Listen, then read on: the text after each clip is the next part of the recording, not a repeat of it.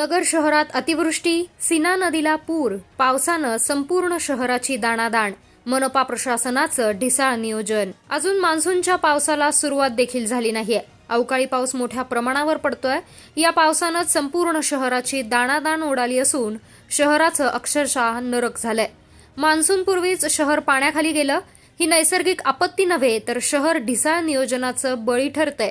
नियोजन शून्य कारभार करणाऱ्या मनपा प्रशासनानं अहिल्यानगरकरांना प्रवासासाठी होड्या उपलब्ध करून द्याव्यात अशी खोचक जाहीर मागणी ठाकरे शिवसेनेच्या वतीनं शहर प्रमुख किरण काळे यांनी केली आहे.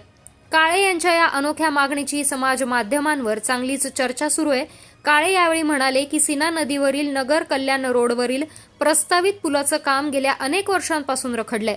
अनेक वेळा याची पाहणी झाली, आश्वासने दिली गेली, मात्र प्रत्यक्षात आजवर कामाला सुरुवात देखील झाली नाही.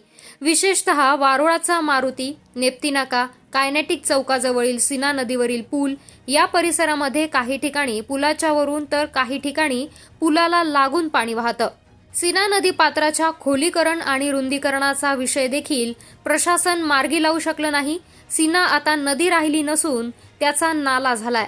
या पात्रात बहुतांश ठिकाणी प्रचंड मोठ्या प्रमाणावर जलपर्णी वनस्पती पसरली आहे. नाले सफाई मोहिमेत याची स्वच्छता होण्याची गरज होती, मात्र हे काम अपूर्ण आहे. परिणामी नदीला पूर आला असून हजारो नागरिकांचा मुख्य शहराशी असणारा संपर्क देखील तुटला असून दळणवळण थांबलंय.